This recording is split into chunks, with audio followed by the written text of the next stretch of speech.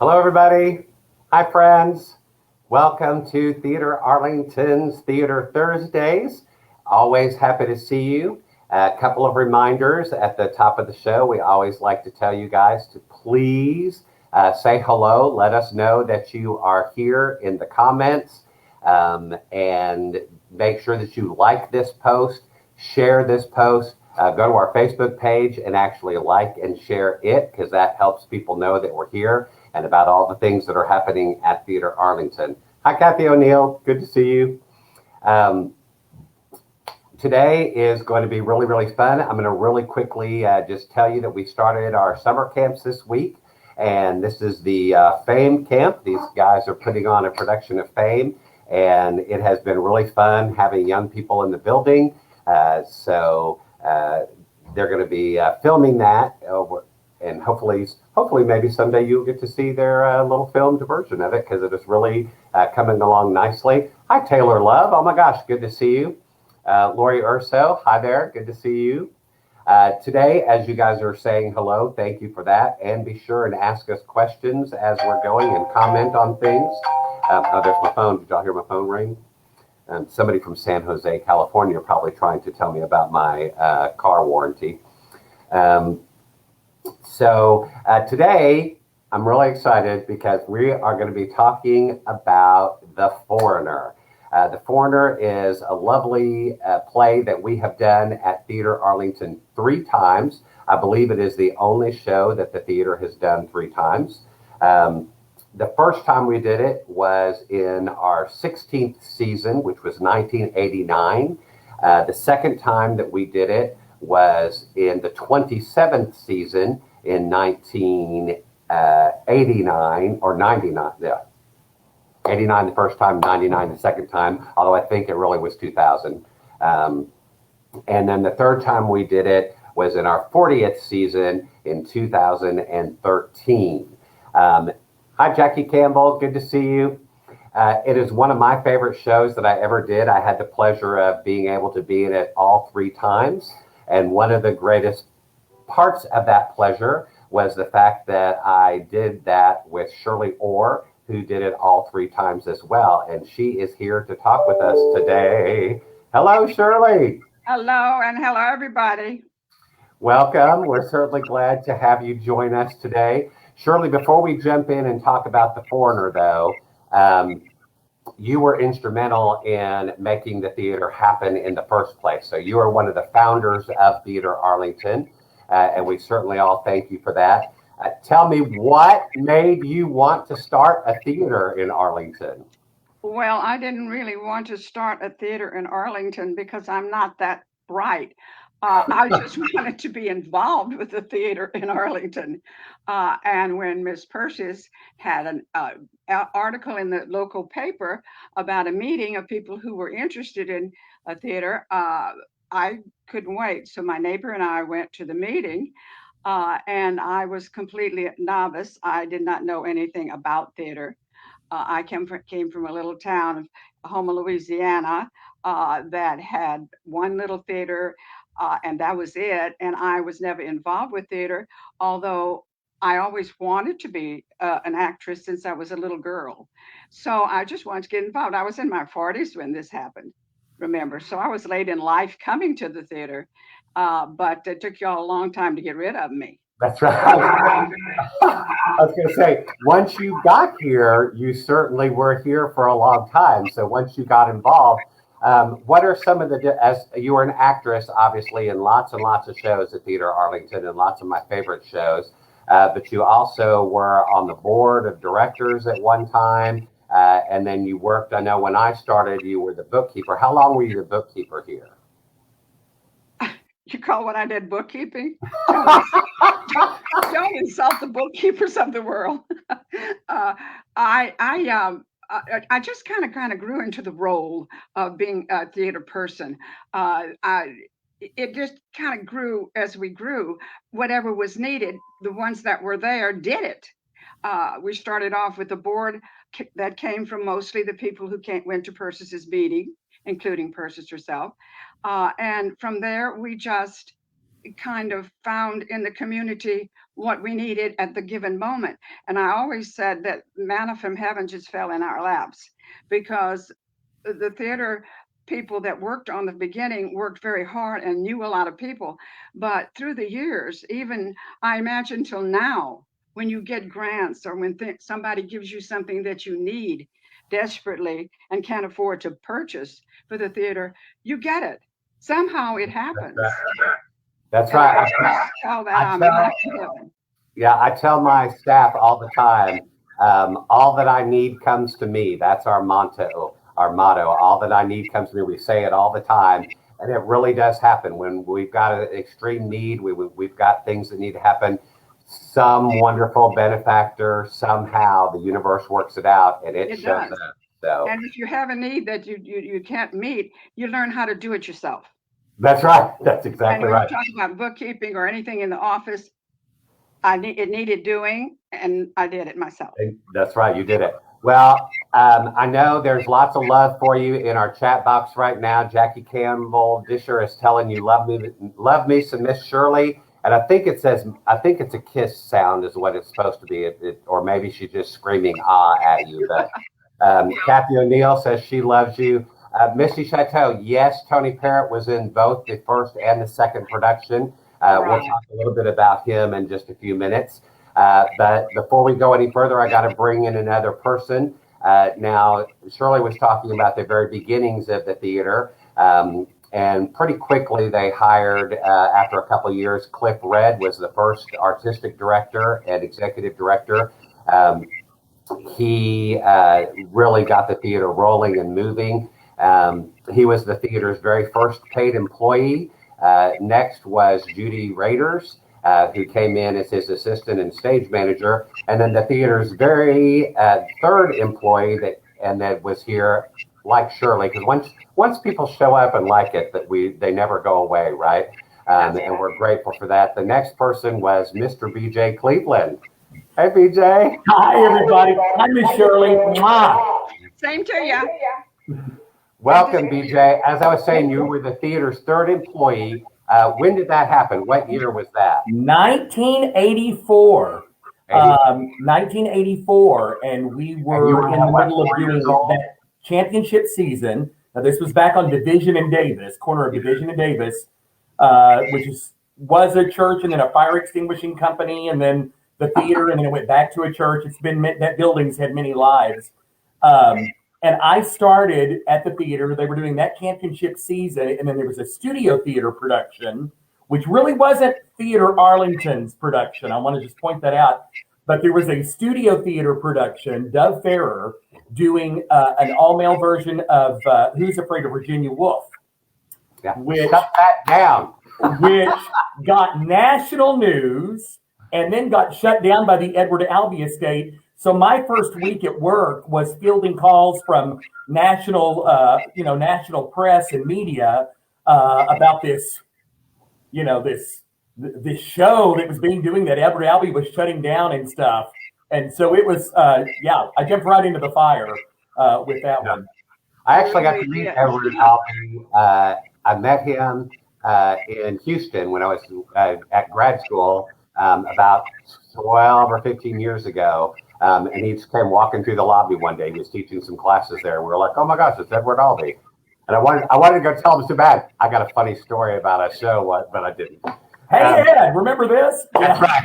Remember when you closed that production down at my theater? You started, though, working here in 1984. But what was your first production, and that was 83, I believe, right? Well, yeah, my first production was I had auditioned for, here's for all those actors out there, I auditioned for The Lion in Winter. I was working as a teller at my dad's bank while I was in junior college, and I drove over on my lunch hour and read for The Lion in Winter with Judy Raiders as my reading partner. Oh, great. And for Cliff, and they were like, thank you, and I left, and I didn't get the job. But I couldn't be at callbacks, I couldn't be with the other people. And because I was doing a show at college. And then I went away. That played in the winter, of course, Christmas. And I between Christmas and New Year's, I went to Colorado for a week.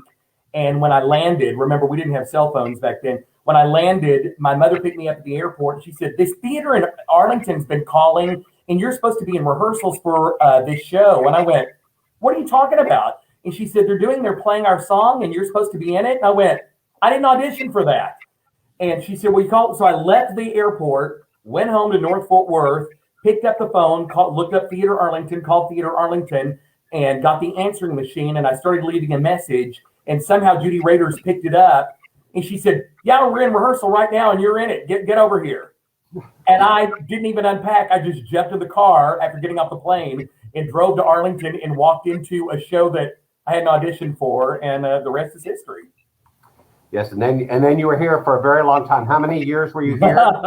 Well, I was administrative assistant from 84 until 90, and moved into kind of a little bit of a resident director position, and until we moved into our current facility here on Main Street. So as part of that whole transition, and then in 91, Casa stole me away, and I went and was a resident actor at Casa Mignana for 3 years. However, I went away from Theater Arlington because I guest directed like 2 shows a season during those 3 years during my breaks, and even came back and did Pump Boys and Dinettes during that time, which opened the new building, and opened the new building here. And then in 94, Penny Patrick made me an offer and stole me back from Casa Mignana, and I came back as artistic director and was here till 2009.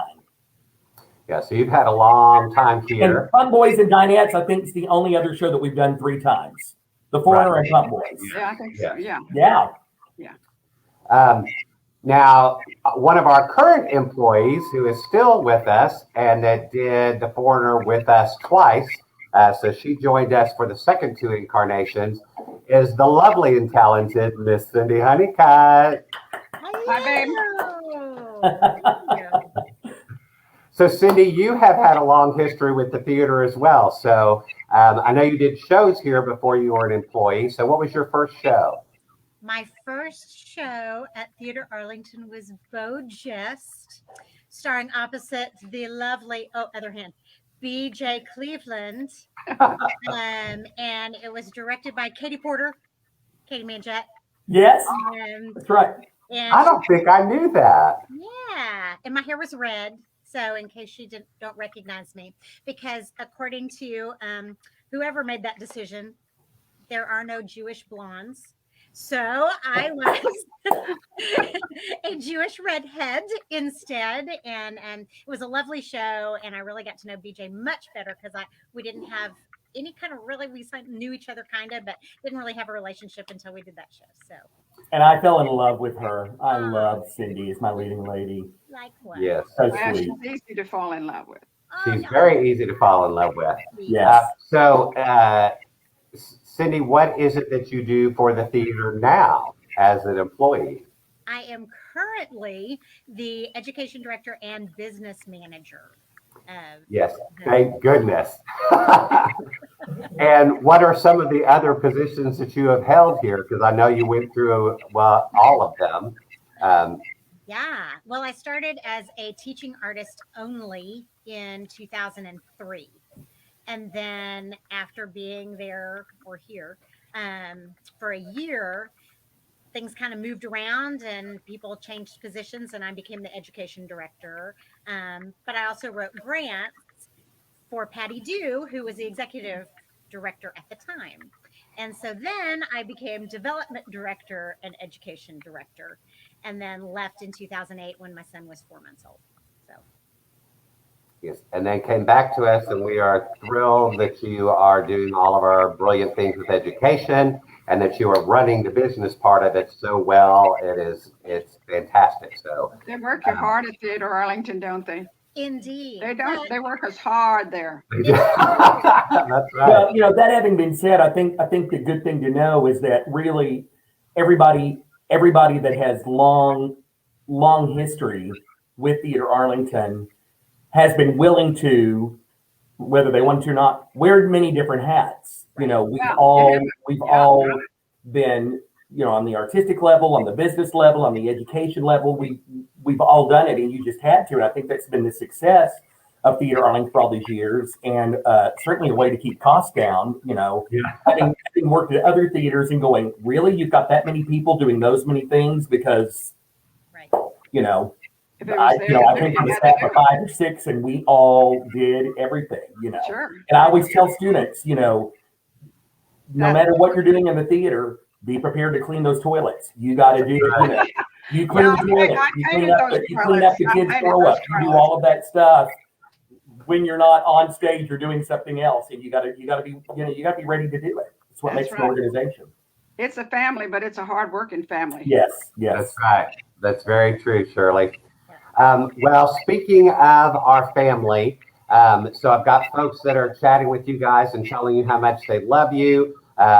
Jackie says, "Hi, Pickle, love you, BJ." Yay, Cindy Lou. They're saying we love her to all of you. So just know there's lots of love in the community for you as well as at the theater. I do want to mention some folks that were not able to be with us today. And that is, we'll start first with Cindy's husband, Rodney Honeycutt. He's at work today, and so not able to join us. But he was in the second and the third time that we did the show. And Cindy, now, the first time that we did the show, you guys were not married, correct? We were not. Were you dating during that one? We were. Mm-hmm. All right, and then you got married, and didn't you just have a giant anniversary? 20 years. Yes, congratulations. And I take credit for that. Do you? He does. Yes, because they had dated, then they were apart, and then I hired them both to do the heiress with Miss Shirley Orr, and I called each one individually, and I said, "Cindy, I want you to do the heiress, but I need to use Rodney. Are you okay with that?" She's like, "I'm okay with that." Then I called Rodney. I said, "Rodney, I really need you to do the heiress, but I need to use Cindy. Are you okay with that?" And he was like, "I'm okay with that." And it brought them together. Yeah, So you're welcome. Don't think they didn't work at it too, though. Yeah, whatever. Well, he played Cindy's love interest in The Foreigner, David. They were fiancés. And he was also the evil leader of the Ku Klux Klan in that show. And my boss, basically, kind of in the show. We had Kenny Fudge. Well, yeah, sorry for those of you who haven't seen it. Kenny Fudge, who is now, I think Kenneth Fudge or Ken Fudge, is teaching in the Dallas area. And I actually spoke with him, and he was going to join us, but he is in a tech week this week, and there was something that went wrong today. And so they're in a big production meeting trying to get that worked out for this weekend. So he was not able to join us at the last minute. Misty Chateau, who I love dearly, asked and was really great friends with Tony Parrott, just asked us about that. Dear Tony. And so let me pop this up here really quick, because I got a couple of photos of Tony. So for those of you that don't remember, here's Tony and BJ. So handsome. He used to come over. He used to come over to my house, and I would help him with his lines. Yes, that's a party there at Misty Chateau's house. She was asking about him. And so, yes, our beloved Tony, who has passed away, he was in the first and the second production. In the first production, he played Froggy LeSueur. In the second production, he was the Foreigner, and he was brilliant. He also did it at Onstage. Is that Onstage in Bedford? Didn't he play And the in Foreigner? Mansfield. And in Mansfield, yeah. So I think he did the show 3 times, just not always with us. But it was one of his favorites as well. And I can't remember, was he being Tony Parrott in our show, or was he Anthony Craig? Because he used the name Anthony Craig, remember? For a while. I think he was probably Anthony Craig at that time when he played Charlie. When he played Froggy, he was Anthony Craig. And then I think he got over that and he was Tony Parrott when he finally played Charlie. Yeah, good. Yeah, I know he had a stage name for a while, which used to make us all very amused. Love him. Yes. and just a dear person. I mentioned Kenny. There's a photo of him. Yeah. Mentioned Rodney. There's a nice photo with Rodney. These are all from the last production that we did, the third one. Cindy looking like she was not enjoying the show, but it's really just a character. He's mad. Now,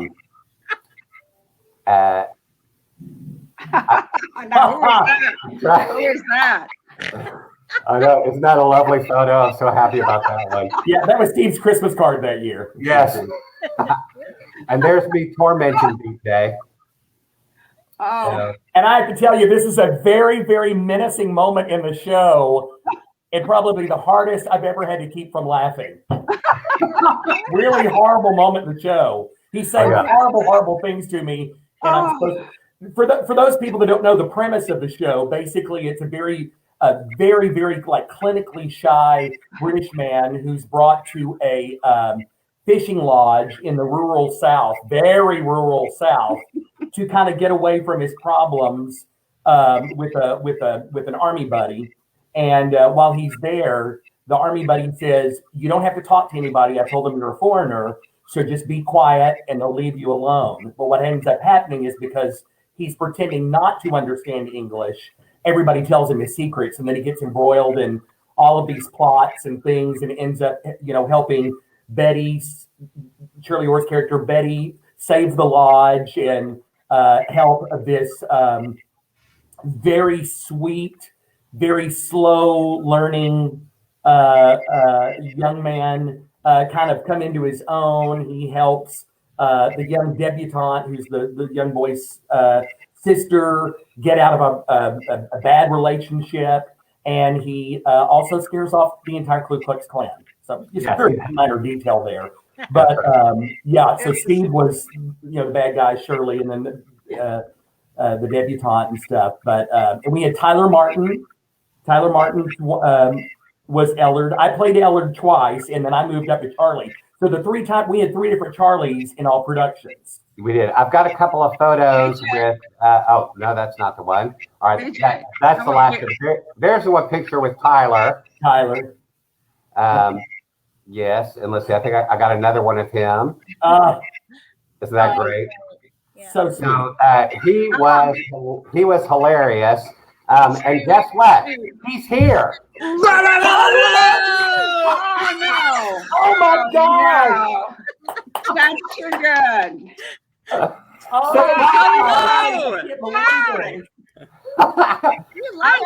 want BJ to say fork. Say the line about the fork. 2 words. Work. Together. Work. 2 parts. Work. Hello, y'all. Well, Tyler Martin, this is a big surprise for all of them because they didn't know you were going to be able to be here. Hi. For those of you that are watching and don't know, Tyler is actually in New York now. Whoa. And so he is zooming in with us here. I say that he's StreamYarding in with us on the Facebook Live. And we're so happy to talk to you. Tell us what you are doing up there in New York. You've been doing lots of great things, lots of projects that you are creating yourself and being really impressive up there. So tell us all about what you're doing up there. Yeah, a whole slew of things. I did a web series a couple of years ago called Don't Suck that did really well. Over 5 million views on YouTube, baby. And that is in the works right now to move on to greater heights is what I will say right now. But exciting things with that.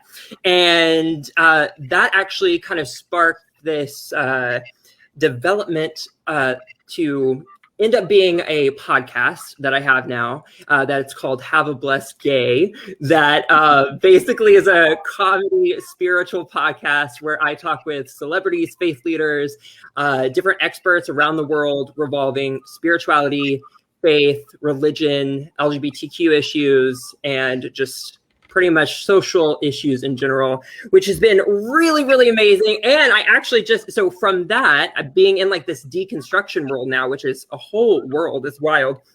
But I am now a published author in the world, a contributing author for the Deconstructionist Playbook. I just got this a couple days ago. It's an awesome book all about deconstruction. So for anyone interested in that, check it out. But yeah, I haven't gotten a call. Hold on. Hold the Well, Tyler, what do you do in your spare time? What's that? That's what I'm asking. Yeah. Like that little person like you do all that. Okay, Tyler, real quick, hold the book up one more time, and I'm going to have somebody type the title of that in the chat box for us so people can go back and see that later. The Deconstructionist Playbook. So somebody put that in the chat box for me. And then tell us the name, the Don't Suck series. They can go find that on YouTube. Mm-hmm. All right, so someone type that in for me as well. And then Have a Blessed Gay, and that's on any podcast platform that you consume podcasts on. Excellent. Oh. Okay. And then you also have a long history, though, with Theater Arlington. So you grew up with us. I did.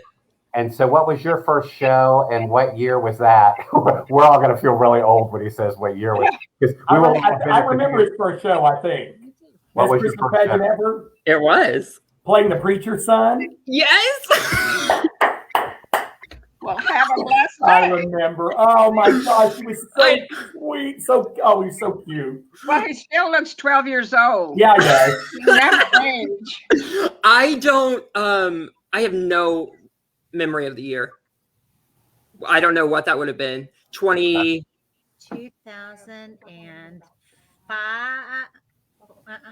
probably 2004.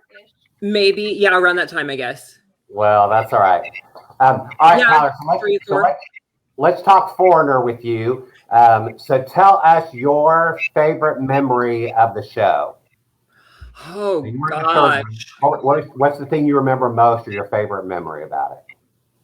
I don't know if I have one memory, actually. I mean, it was so fun just getting to come back, because at the time I was in college. And so it was so fun getting to come back and work with like my mentors growing up. And it was just it was like my first time on the Theater Arlington stage as an adult, I think. And so it was so fun. I mean, just the whole experience was weird and wild. And I remember hating the what is it called? The wheelbarrow, taking it down lifting it up, and then and poor Rodney helping me in the back, get it up on the platform.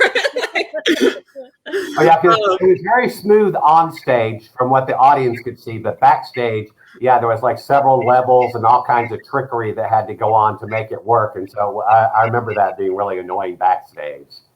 Yeah, Theater Arlington is not known for its ample space backstage, that is for sure. Hey, I don't know if you know, we're doing a giant renovation project though, and that is one of the really exciting things that's going to happen. Yes. We're taking out the second story on stage left so that we'll have wing space over there. Yes. There's going to be some amazing things that are happening. So who goes up in that costume loft anyway? That's right. Yeah.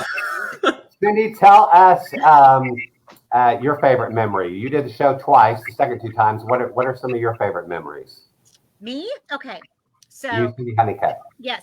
Well, being a KKK Klan member the first time around, so having to run off, put on our robe. Now wait, let's say she was doubling as she was doubling as. Yeah, the first time we did it, the cast that was not in the scene, when the Klan busts in, they all went back and pretended to be Klan members as well. Yes. So, and having to throw that on and in real huge oversized boots, and our lovely stage manager, Kathy O'Neill, also was a Klan member. And we are, I think I tower at 5'1". So these little two tiny stage, Ku Klux Klan members in our oversized boots and costumes and hoods coming out.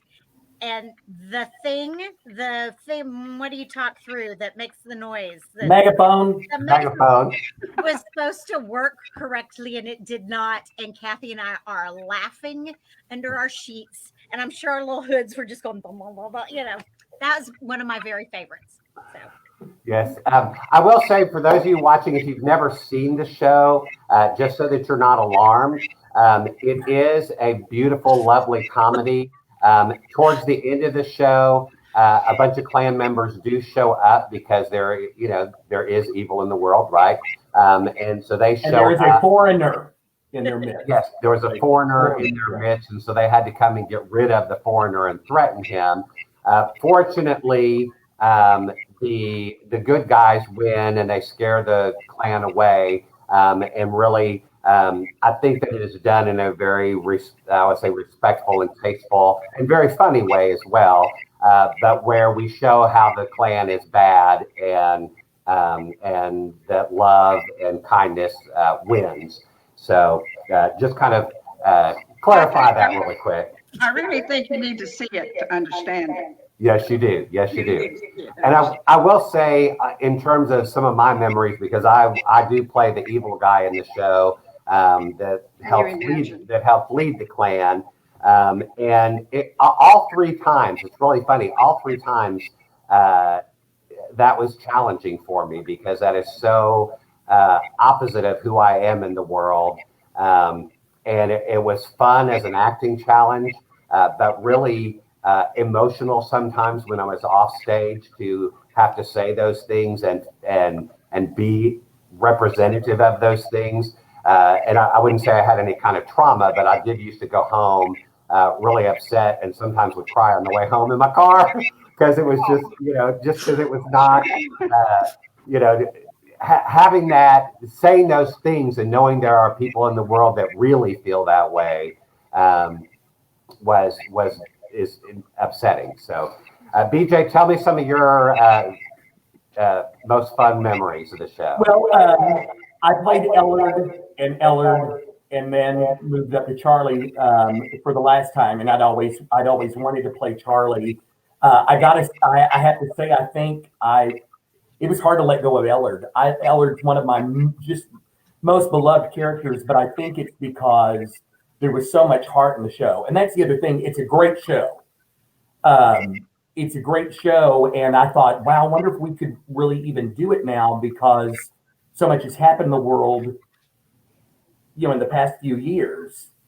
And at the same time, I think it's very relevant because it's, really kind of exposing, racism and all sorts of issues that we're dealing with. I think Owen Musser was probably on the Capitol steps on January the 6th, I believe. Oh, yeah. 100%. But from the first production, I just remember it being a new piece and we were such a tight company. And one person we haven't mentioned that I think is watching is Beth Whitaker, who played Cindy's role the first time back at the old theater in space, and a lot of us were friends and getting to do this new show, and I just remember there being so much heart in it, and it was such a meaningful production. From the first production, I remember how much I hated. I don't like fried eggs, and I don't really like. Don't shoot me. I'm not really a fan of fried chicken, but I had to eat both on stage, and so it was like, people don't know you have to eat stuff that you don't like to do things you don't want to do. And I remember that from the first production. It would make sure that they would really fry those eggs hard back in the little skillet backstage. But I just remember the heart from the first production. Second production, getting to do it, Tony moving up to Charlie and getting to do that wonderful table scene where Charlie's pretending to learn English from Ellard, who's slow, but through that scene, Ellard, finds some strength and finds a purpose, and gives him some self-esteem. And I just remember loving doing that scene so much with Charlie, with Tony, as Charlie, and us having a great time being back and getting to revive it. Then, same scene, coming back, and I know, Cindy, you'll probably remember this, but coming back to do it the third time and moving into Charlie and having Tyler as Ellard. And we were in the rehearsal hall upstairs in the administration building at Theater Arlington. And it was probably like third day of rehearsal. It could have even been second or something. We're starting, we're blocking the scene and we're starting to do it. And I knew how to move forward with it because of having done it before as Charlie. But Tyler Martin is so committed to Ellard, and I'm sitting across the table from him doing this, trying to learn English scene with him and doing funny things with the faux work and the spoon and all the other stuff. And I'm watching Tyler do this and absolutely nail it to perfection in like the second or third rehearsal. And I'm all of a sudden seeing myself younger in his eyes and me looking back at Tony Parrott, who I just love with all my heart. And I remember, I'm even talking about it right now because I remember in rehearsal, I just burst out crying. Mhm. You don't get that opportunity as an actor in your life that many times ever to get to revisit something and it had even a bigger emotional impact when you revisit it, and it did with Tyler. But we were all in the room; it was happening again, and it just to be back in that moment. But it was the perfect storm of the love of the characters, the love of the show, the love of the people that I was doing it with, and then seeing a young actor that I've watched, grow up, just totally own something and do it so right. And it just made me so proud as a director, as an actor, and as a teacher. So that's what I take away from that third production is just really getting to revisit that and just, all the feels, all the great feels. The other thing I remember from the third production is almost losing Shirley Orr because the set wasn't completely finished. And we'd asked for a little safety railing, and it just didn't get put up. And we were that was the last production. a little bit through a production, and Shirley it happens, but Shirley just took the wrong step and fell about a good 8 feet into the footlights at the back of the stage, and we thought we'd lost her. I remember that. Yeah. Well, what I remember most of that was really scary. We were all freaked out for a minute, and then we tried to send Shirley home, and Shirley refused to leave and go be checked out by a doctor or to go home and rest. And she was like, she sat in the front row and still said all of her lines because she was not going to miss rehearsal. And we're like, Shirley, go home. We could see the bruising starting. And she's like, no, we're in rehearsal. I will go home when rehearsal was over. So, and that's showbiz, folks. That's right. I laid on the floor backstage, and I remember when I was going down thinking, oh my God, there's all these stage lightings down there. I hope I didn't hit them. Yeah, she was worried. I remember that too, that you were worried that you broke a light. We're all like, we're worried that you were I was worried that I was going to hit the lights. But I was laying down there, and BJ and everybody came running back there saying, oh, no. And I'm trying to get up. And I said, help me up. And they went, no, don't move. I said, I've got to get up. No, don't move.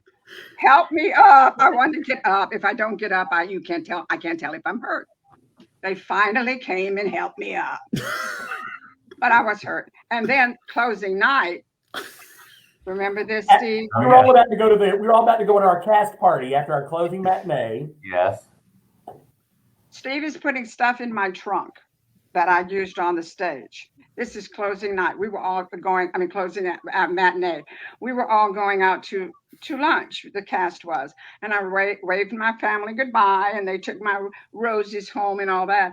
And so Steve is putting my stuff in the trunk that I had used on the stage. And all of a sudden, my nose is up against Cindy's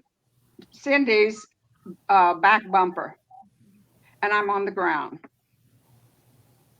And they're on the, don't get up. Here we go again. Yeah. BJ wants to call the firemen. We did. And we did. 911. But he did. And so these 13-year-old firemen come over. Here's this old lady laying on the ground, holding her coat, bleeding all over the coat, her stage coat that she had worn. You are bleeding a lot. Blood. And I'm looking at these good-looking 13-year-old firemen. And one of them says, oh, that's all right. Don't worry about it. We understand. We understand. He said, we've all fallen. And I said, twice in 1 week. So, yeah, that was my favorite thing about doing this show the third time. Certainly That was Shirley, it. what I remember about when the firemen came is that yes, they were all beautiful, and that you were sitting on the ground covered in blood, and the firemen had circled around us all, and they kind of asked you a couple questions, and then they stepped back a little bit and were talking with each other to decide what to do, and you turned and looked at all of us and looked over at the firemen and you said, "You're welcome," and then you winked at all of us. It was hilarious. I was like, okay, I don't remember. that's when I calmed down and was like, okay, she's going to be fine. She's going to be fine. Consequently, that was my last show. Yes. That I ever did. And I went out with a bang, though, didn't I? You did go out with the bang. I went out with a bang. Literally. Hey, there lots of comments here about people that are talking about the shows. Kathy O'Neill says that she was our stage manager, so she would know that BJ got eggs everywhere during the production because they slung everywhere. I also remember one time you ate some off the ground because they flew off when you were needing to eat them, and you picked them up and ate them anyway. And the audience went crazy. Yeah, of course, audience went crazy. Anything for left. Jackie Campbell says that you made her eat cold oatmeal in Crimes of the Heart, so she doesn't feel sorry for you. That scene at the table, though, I just want to get this in. That scene in the table with BJ and Tyler will be one of my favorite scenes to be in, because I went in and out several times, and catching them at odd moments going, what the hell, but that scene was always my favorite because there was those two people, or any combination thereof. That was my favorite scene of the show, all three times. Now, do you guys remember in the third production, I think most of y'all were on stage. I can't remember. And I was about to enter, and all of a sudden, do you guys remember this? This strange man showed up backstage, and I was on stage left. Yes. Yeah. He came all the way. He came in during the show, walked past all of the ushers and the box office people, walked past all the dress rooms, walked through the shop, and got to where I was backstage, stage left. And there was a little prop table back there. And he came back there, and I was about to go on, and I was like, "Excuse me, what are you doing?" And he was like, "What's going on?" And I was like, "There's a show." And he reached over and picked up some of David's props, which I believe was a letter and some different things. And he started eating it. Do you remember that? He picked up some paper props off the prop table and started shoving them in his mouth. And I was like, oh my gosh. And I ran and got the crew guys who were going to play the Klansmen later, the extra people. And I was like, there's somebody backstage. I'm about to go on, get him. And he tried while I was there to go through the door and go on stage. And I came on stage, and I'm sure I was looking at you like a crazy person because I thought this man is going to follow me on stage any second. And the crew guys did get him and managed to take him outside and get rid of him. But that's one of the things I remember from the third show being really crazy.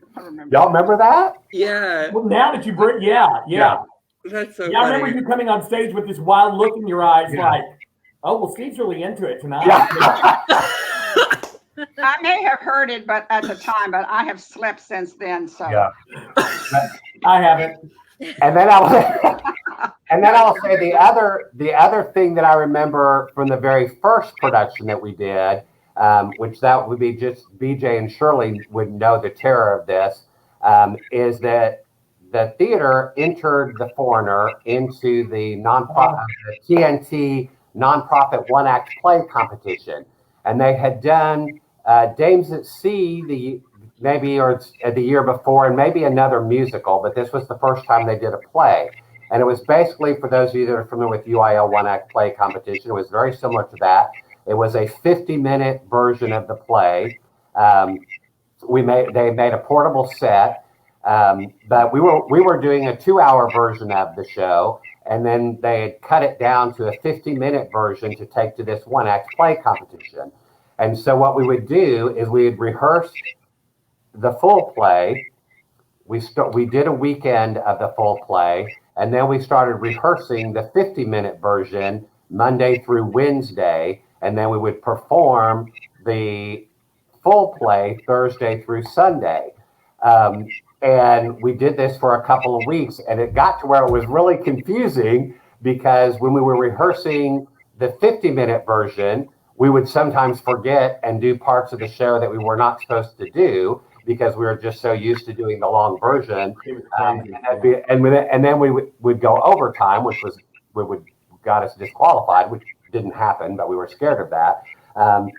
And then same thing in the long version. I know sometimes we'd be like doing it and somebody would skip a little section because we were like used to not saying those lines. And I was like, don't ever do that to another cast again. No. To make them do it as like afterwards, okay, but not run simultaneously because, oh my gosh, that was confusing. That was terrible. It would have been easier to just do it and do the whole show in double time, just as fast as you could. Yeah. Yeah, We exactly. wouldn't have goofed up, Right. Well, speaking of 50 minutes, we're almost to that in our reminiscing. So thank you all for being here and for chatting. Anybody have any wonderful final thoughts you got to share about the show or about the theater? Please come back. What? Please come back. Yes. Come back to the theater. Come back to the theater. We all want to be back up here doing it again. Yes, we have a very exciting 2022 season. We're closed for renovation until January 15th of 2022. That we've announced that. You can look on our website. We've got great shows and great things coming up, and so please come and see those. BJ, I know you are directing When Pigs Fly, and we're going to talk about that in a couple of weeks here on the program over at Uptown. You also are directing Me and Jezebel, right? Me and Jezebel for Irving Arts Center. Yeah. When does that happen? Irving, which is about Betty Davis. Very funny. Oh, When really? does that happen? Like the day after When Pigs Fly opens. When Pigs Fly opens July 9th, and Me and Jezebel opens July 24th. So you really have not slept because of that. You're doing two shows at the same time, directing two. And is there another summer production you're involved in? Me? You, yes. No, we're working on some stuff. I'm actually joining the New York cast of Tony and Tina's wedding on Saturday night with no rehearsal.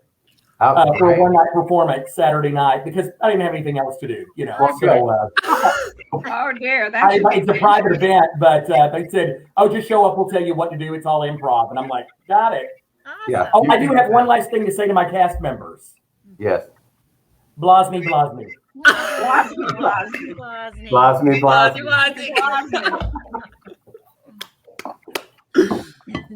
All right. Well, I have loved getting to chat with you guys. It has been wonderful.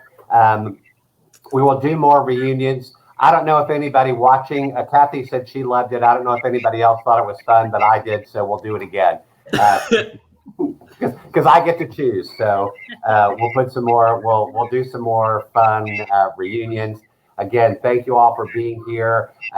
Anytime that you're doing anything, please let us know so that we can let all the Theater Arlington folks know about your stuff because I know they will want to come and see you. Or I'm going to be taking a nap soon.